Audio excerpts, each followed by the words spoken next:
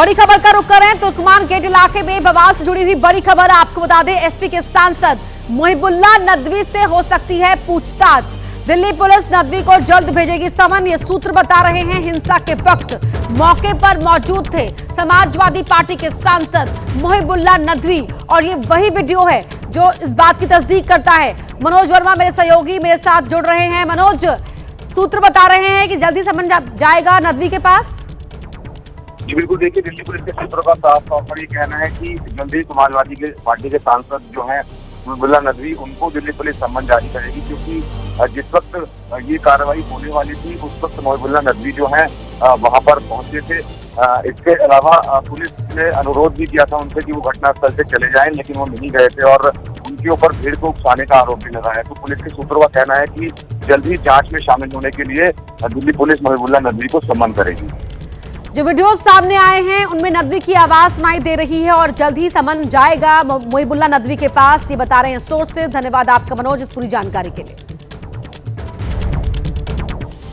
अगली बड़ी खबर का रुख करें तुर्कमान गेट पर बवाल पर समाजवादी पार्टी के नेता एसटी हसन ने दिया है भड़काऊ बयान। कहा कि क्रिया होगी तो प्रतिक्रिया भी होगी, लोग सड़कों पर उतरेंगे तो मुश्किल होगी। कल जामा मस्जिद को लेकर भी ये ऐसा ही करेंगे क्या, ये सवाल भी उठाया है एसटी हसन ने। मुस्लिम दुश्मनी में सारी हदें पार कर दी है, जनता सड़कों पर उतरी तो हालात काबू से बाहर हो जाएंगे। समाजवादी पार्टी के नेता एसटी हसन का यह भड़काऊ बयान कि अतिक्रमण के नाम पर उत्पीड़न हो रहा है। अतिक्रमण के नाम के ऊपर उत्पीड़न जो किया जा रहा है, तो आदमी कब तक आंदोलन नहीं करे। हम ये समझते हैं कि बहुत सिलेक्टिव कार्रवाई की जा रही है। अगर यूनिवर्सल हो, एक सी कार्रवाई हो हर जगह, तो आदमी को सब्र आ जाता है। लेकिन जब एक सी कार्रवाई नहीं होती है, और खास तौर से धार्मिक स्थलों के ऊपर अगर इस तरह की कार्रवाइयाँ होती हैं जो लोगों की भावनाओं से भी जुड़े होते हैं और लोगों की आस्थाओं से भी जुड़े होते हैं, अगर इस तरह की कार्रवाई होगी तो एक्शन का रिएक्शन तो हो गई। कब तक लोग बर्दाश्त करें? कब तक इस तरह से गिराई जाएंगी मस्जिदें और मदरसे और बाकी चीजें? क्या कल को जामा मस्जिद दिल्ली का भी कोई प्रमाण तो है नहीं, कोई उनकी प्रॉपर्टी का कोई लिखित आधार तो है नहीं, वो भी अवैध होगी। उसका कोई नक्शा पास नहीं है, वो भी अवैध होगी। कल को ये जामा मस्जिद दिल्ली शाही मस्जिद को भी गिराने पहुंच जाए तो क्या इनसे क्या भरोसा है? मुस्लिम दुश्मनी में इन्होंने सारी हदें पार कर दी। देखिए, अगर जनता सड़कों पर उतर आई तो हालात बहुत काबू से बाहर हो जाएंगे। उन्हें बहुत सोच समझ के और ईमानदाराना तरीके से कार्रवाई करनी चाहिए, जो जायज है बस वो करें। अतिक्रमण के दिल्ली के तुर्कमान गेट पर हुए बवाल के बाद पुलिस का एक्शन जारी है। पुलिस ने इस मामले में 5 आरोपियों को गिरफ्तार किया है, जबकि करीब 30 और आरोपियों की पहचान हो गई है, जिनकी गिरफ्तारी के लिए छापेमारी की जा रही है। तो वहीं अतिक्रमण पर एक्शन के बाद मलबा हटाने का भी काम तेजी से किया जा रहा है।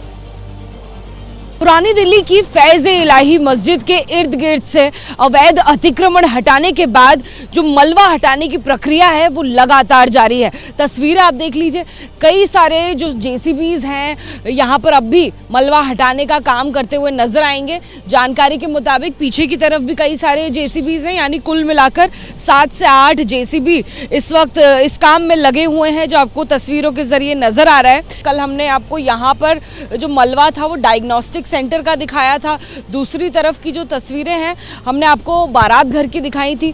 इस तरफ जो है डायग्नोस्टिक सेंटर के कई सारे कमरे बने हुए थे, उधर पार्किंग स्पेस जो है वो भी सड़क तक पहुंचा हुआ था, उसने भी फुटपाथ को ऑक्यूपाई किया हुआ था। लेकिन अब ये सारा एरिया जो है जब समतल हो गया है तो देखिए कितना जो इलाका है आपको साफ और चौड़ा नजर आएगा, ये यकीन करना मुश्किल है। आमतौर पर अगर बात करें तो ये मस्जिद आपको नजर भी नहीं आती थी साफ साफ, लेकिन अब दूर से ये मस्जिद जो है वो साफ नज़र आएगी। इस मस्जिद के इर्द गिर्द ही डायग्नोस्टिक सेंटर और बारात घर बने थे जिन्हें हटा दिया गया है। इस मलबे को भी जल्द से जल्द हटाने की जो कोशिशें हैं वो जारी हैं, जिसमें आधिकारिक जानकारी के अनुसार कुल 4 दिन यानी अब भी 2 दिन से ज़्यादा का समय लग सकता है। और बात करते हैं कोलकाता की, जहां की एक इमारत में आग लगने से अफरा तफरी मच गई। ये आग न्यू टाउन के ठकदारी क्षेत्र में लगी। जिस इमारत में आग लगी उसमें कई कंपनियों के कार्यालय मौजूद थे, जिसकी वजह से हड़कंप मच गया क्योंकि ये आग लगातार फैलती चली गई। वहां से जो तस्वीरें सामने आई हैं उनमें ये भयानक लपटें दिखाई दी हैं। लपटें आसमान में कई फीट ऊपर उठती हुई नजर आई। देखकर ऐसा लगा मानो आग हर चीज को जलाकर राख कर देगी। आग लगने की वजह से उस इमारत का सारा सामान जलकर राख हो गया। मामले की गंभीरता को देखते हुए आसपास के लोगों ने तुरंत दमकल विभाग को सूचना दी। दमकल विभाग की 4 गाड़ियां मौके पर पहुंची और आग बुझाने में जुट गई। ये 2 तस्वीरें आपके टीवी स्क्रीन पर हैं। कोलकाता में इस आग को देखिए, किस तरह से इमारत में आग नजर आ रही है। आग की लपटें यहाँ पर दिख रही हैं, धुआं दिख रहा है। यहाँ पर फायर ब्रिगेड को बुलाया गया। दमकल कर्मचारियों ने आग की लपटों पर काबू पाया। पटना के दानापुर में थार का कहर देखने को मिला, जहां एक बेकाबू थार ने 6 लोगों को कुचल दिया, जिससे गुस्साए भीड़ ने थार में आग लगा दी। पूरे इलाके में अफरा तफरी मच गई। बताया जा रहा है कि थार ने लोगों को इतनी बेरहमी से रौंदा कि उनकी जान पर बना है। सातों का ये कचुल्ले चल गया एकदम। इतना खून भरा था, बचने का कोई चांस नहीं है। चश्मदीदों की माने तो थार ने एक मोटरसाइकिल को टक्कर मारी, लेकिन बेकाबू थार ने ऐसा तांडव मचाया कि एक के बाद एक 6 लोगों को कुचल डाला। थार जीप से मोटरसाइकिल का एक्सीडेंट हुआ, जिसमें कुछ लोग जख्मी हुए हैं तथा आक्रोश में थार जीप में आग लगा दिया गया। दरअसल थार ने लोगों को इतनी बेरहमी से कुचला कि गांव वालों का गुस्सा फूट पड़ा और थार को आग के हवाले कर दिया, जिससे माहौल और ज्यादा गर्मा गया। हालांकि थार ड्राइवर आग लगने से पहले ही मौके से फरार हो गया। वहीं पुलिस मामले की जांच में जुटी है। जिन लोगों को थार ने कुचला उनका इलाज चल रहा है, जिसमें से कई की हालत नाजुक बताई जा रही है। तेलंगाना के रंगारेड्डी जिले में एक सड़क हादसे में जन्मदिन की पार्टी मनाकर लौट रहे 4 छात्रों की दर्दनाक मौत हो गई। जानकारी के मुताबिक छात्र कोकापेट में आयोजित एक बर्थडे पार्टी से वापस आ रहे थे। तड़के सुबह जब उनकी कार मिर्जागुड़ा पहुंची तो रफ्तार इतनी तेज थी कि ड्राइवर कार पर से अपना नियंत्रण खो बैठा। कार सड़क किनारे एक बड़े पेड़ से जा टकराई। टक्कर इतनी जबरदस्त थी कि कार का अगला हिस्सा पूरी तरह पिचक गया और छात्रों को बाहर निकालने के लिए स्थानीय लोगों और पुलिस को खासी मशक्कत करनी पड़ी।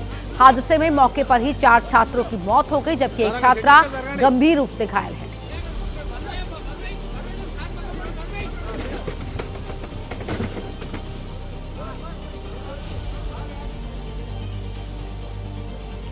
राजधानी दिल्ली के गाजीपुर इलाके में पुलिस और बदमाशों के बीच मुठभेड़ हो गई। पेपर मार्केट में ये मुठभेड़ हुई। इस एनकाउंटर में 2 कुख्यात बदमाशों को गोली लगी। पुलिस ने उन्हें गिरफ्तार कर लिया है। पुलिस को सूचना मिली थी कि 2 बदमाश गाजीपुर पेपर मार्केट इलाके में आने वाले हैं। सूचना के आधार पर क्राइम ब्रांच की टीम ने इलाके में घेराबंदी की। जैसे ही बाइक सवार बदमाश मौके पर पहुंचे और पुलिस टीम ने उन्हें रोकने का इशारा किया, बदमाशों ने खुद को घिरा देख पुलिस पर फायरिंग शुरू कर दी। पुलिस टीम ने भी जवाबी कार्रवाई की। दौरान दोनों ही बदमाशों के पैरों में गोली लगी, जिससे वो मौके पर ही गिर पड़े। पुलिस ने दोनों को अस्पताल पहुंचाया। तलाशी के दौरान उनके पास से अवैध हथियार बरामद किए गए हैं। और अब बात बवाना की, जहां पुलिस और बदमाशों के बीच मुठभेड़ हुई है। दिल्ली पुलिस की स्पेशल सेल को बदमाशों के आने की खबर मिली थी। पुलिस ने बदमाशों को घेर लिया और उन्हें सरेंडर करने को कहा, लेकिन बदमाशों ने पुलिस टीम पर फायरिंग कर दी। पुलिस की जवाबी कार्रवाई में एक बदमाश घायल हो गया। घायल बदमाश राजेश बवानिया गैंग का सदस्य अंकित मान है, जिसकी काफी दिन से तलाश थी। ये 2 तस्वीरें आपके टीवी स्क्रीन पर दिल्ली में पुलिस और बदमाशों के बीच जहां मुठभेड़ हुई है। गाजीपुर में हुई एक मुठभेड़ और एक तस्वीर बवाना में हुए एनकाउंटर की है, जहां एक बदमाश घायल हो गया। तो राजेश बवानिया गैंग का बदमाश भी गिरफ्त में आया है पुलिस की इस मुठभेड़ के दौरान। ये दोनों ही जगह की तस्वीरें जहां पर एनकाउंटर हुआ है। तो गाजीपुर से 2 बदमाश पकड़ में आए हैं और बवाना से 1 बदमाश घायल हुआ है। बांग्लादेशी खिलाड़ी के मुद्दे पर शाहरुख खान को देशद्रोही कहने वाले बीजेपी नेता संगीत सोम मीट के कारोबार को लेकर घिर गए हैं और उन पर यह आरोप लगाया है मेरठ के सधरा से समाजवादी पार्टी के विधायक अतुल प्रधान ने। अतुल प्रधान का आरोप है कि संगीत सोम, उनकी पत्नी और उनके रिश्तेदार ऐसी दर्जन भर कंपनियों में डायरेक्टर हैं या रह चुके हैं जो मीट और मछली सप्लाई के काम से जुड़ी हैं। ये जुबा कोप करके है, आप YouTube पर जाइए या सर्च करिए गूगल पे जाकर, तो आपको कंपनी में और इनका नाम डालेंगे तो जिस कंपनी में ये इनकी पत्नी और सारी जहां पर भी डायरेक्टर हैं उसकी जानकारी आपको पूरी की पूरी स्वतः ही मिल जाएगी। समाजवादी पार्टी के विधायक की दलील है कि संगीत सोम ने सुर्खियों में बने रहने के लिए शाहरुख खान की टीम में बांग्लादेशी क्रिकेटर का मुद्दा उछाला था। लेकिन अतुल प्रधान यही नहीं रुके, उन्होंने संगीत सोम को उनकी सुरक्षा और उसके खर्च के मुद्दे पर भी घेरते हुए सवाल उठाए। 50 से ज्यादा केंद्र के और उत्तर प्रदेश के सिपाही और दरोगा हैं। 3 गाड़ियां एस्कॉर्ट के रूप में, 3 गाड़ियों का सरकारी खर्चा सारा है। आप बताओ 50 लाख का होगा नहीं होगा। अतुल प्रधान ने आरोप लगाया कि संगीत सोम सुरक्षा का इस्तेमाल करके गरीबों की जमीनों पर कब्जे कर रहे हैं। उनकी संपत्ति की जांच होनी चाहिए। अतुल ने कहा कि अगर उनके द्वारा लगाए गए आरोप झूठे हैं तो संगीत सोम उन पर मानहानि का दावा ठोके। यूपी के अमेठी से बीजेपी विधायक सुरेश पासी का एक अजीबोगरीब बयान सामने आया है, जिसमें वो कहते हुए नजर आ रहे हैं कि उन्हें मुसलमानों के वोट की आवश्यकता ही नहीं है। इतना ही नहीं, वायरल वीडियो में सुरेश पासी ये कहते हुए दिखाई दे रहे हैं कि वो सुख दुख में भी मुसलमानों से मिलने नहीं जाते। मस्जिद पर आते कि नहीं जाते हैं? नहीं जाते, कभी नहीं जाते। मस्जिद पर नहीं जाते आप? ना गए हैं ना जाएंगे। वोट मांगने भी नहीं जाते। मुसलमानों से आपकी और जरूरत नहीं? जीने मरने में भी नहीं जाते, दुख सुख में भी नहीं जाते। बिल्कुल क्लियर है। मतलब आपको कैमरे में बोल रहे हैं, आपको मुसलमानों की वोट की जरूरत नहीं? नहीं जरूरत। बीजेपी विधायक सुरेश पासी का ये वीडियो खूब वायरल हो रहा है, जिसमें वो बड़ी शान से कैमरे पर कहते हुए दिख रहे हैं कि वो न कभी मस्जिद जाते हैं न बुरे वक्त में मुस्लिमों से मिलने जाते हैं। वहीं सियासी गलियारों में इस बात की चर्चा है कि जो विधायक कैमरे पर ये सब कह सकता है, क्या ऐसे विधायक से उसकी विधानसभा में मुस्लिमों के हित के लिए किसी काम की उम्मीद की जा सकती है? बता दें कि सुरेश पासी 2 बार के विधायक हैं। मौजूदा वक्त में वो अमेठी की जगदीशपुर सीट से विधायक हैं। राजस्थान के भीलवाड़ा में उस वक्त अफरा तफरी मच गई जब एक युवती का फिल्मी स्टाइल में अपहरण कर लिया गया, पुलिस कर्मियों पर गाड़ी चढ़ाने की कोशिश की। बदमाशों के हौसले इतने बुलंद थे कि उन्होंने इस अपहरण की वारदात को न केवल दिन में अंजाम दिया, बल्कि भीलवाड़ा के सबसे सुरक्षित कहे जाने वाले वीआईपी इलाके से अपहरण किया।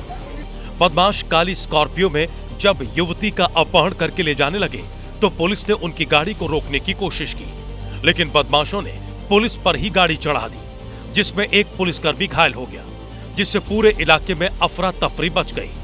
हालांकि बाद में पुलिस ने नाकाबंदी कर अपहरणकर्ताओं को घेर लिया और युवती को सुरक्षित बचा लिया। बताया जा रहा है कि युवती ने लव मैरिज की थी, जिसके बाद वो एसपी ऑफिस में अपने बयान दर्ज कराने आई थी। अब पुलिस मामले की जांच में जुटी है और ये पता लगाने की कोशिश कर रही है कि आखिर युवती के अपहरण की साजिश किसने रची थी। और इस वक्त की बड़ी खबर का रुख कर रहे हैं। बड़ी खबर आपको बता दें, आज से सोमनाथ स्वाभिमान पर्व की शुरुआत। प्रधानमंत्री मोदी ने अपनी सोमनाथ यात्रा की तस्वीरें साझा की हैं। ये तस्वीरें आप देख पा रहे हैं टीवी स्क्रीन पर। पीएम मोदी ने लोगों से भी अपील की है कि वो सोमनाथ यात्रा की तस्वीरें साझा करें। ये हमारी अटूट आस्था के 1000 वर्ष का अवसर है। सोमनाथ मंदिर पर हमला हमारी आस्था को डिगा नहीं सका। इनसे भारत की सांस्कृतिक एकता की भावना और सशक्त हुई है। तो अटूट आस्था के 1000 साल पूरे और इसीलिए इस मौके पर सोमनाथ स्वाभिमान पर्व की शुरुआत हुई है और प्रधानमंत्री मोदी ने अपनी सोमनाथ यात्रा की तस्वीरें साझा की हैं। ये अलग अलग समय की तस्वीरें हैं जो पीएम की ओर से शेयर की गई हैं। यूपी के सिद्धार्थ नगर में उस वक्त हड़कंप मच गया जब फल मंडी में अचानक आग लगी। आग इतनी विकराल थी कि एक साथ कई दुकानें इसकी जद में आ गई। जैसे ही आग लगी, फल मंडी में अफरा तफरी मच गई। आग की लपटें इतनी ऊंची थी कि 10 किलोमीटर दूर से नजर आ रही थी। अपनी रोजी रोटी को बचाने के लिए व्यापारी खुद आग से भिड़ते नजर आए, क्योंकि फायर ब्रिगेड को आग की खबर दी गई, लेकिन उससे पहले व्यापारी खुद से पानी डालकर आग बुझाने की कोशिश करते रहे। वहीं मौके पर पहुंची फायर ब्रिगेड की टीम ने आग पर काबू पाया, लेकिन इस बीच फल व्यापारियों का लाखों का नुकसान हो गया। सबसे ज्यादा नुकसान शमीम अहमद फ्रूट कंपनी का हुआ, जिसमें 14 लाख के फल जल गए। वहीं सिद्धार्थ नगर के जिलाधिकारी शिव शरणप्पा जीएन ने मौके पर पहुंचकर घटनास्थल का जायजा लिया। हालांकि आग लगी कैसे, इसका पता अभी तक नहीं चला है। तो अगली बड़ी खबर आपको बता दें, अंबरनाथ में बीजेपी कांग्रेस गठबंधन में नया मोड़ आ गया है। कांग्रेस निलंबित 12 नगर सेवक बीजेपी में शामिल हो गए हैं। 60 सीटों वाले नगर परिषद में बीजेपी को 27 सीट, कांग्रेस को 12, एनसीपी को 4 सीट मिली थी। कांग्रेस एनसीपी के साथ बीजेपी का जिला परिषद अध्यक्ष बना था और अब इस मामले में ये नया मोड़ आ गया है, जिसमें कांग्रेस निलंबित 12 नगर सेवक बीजेपी में शामिल हो गए।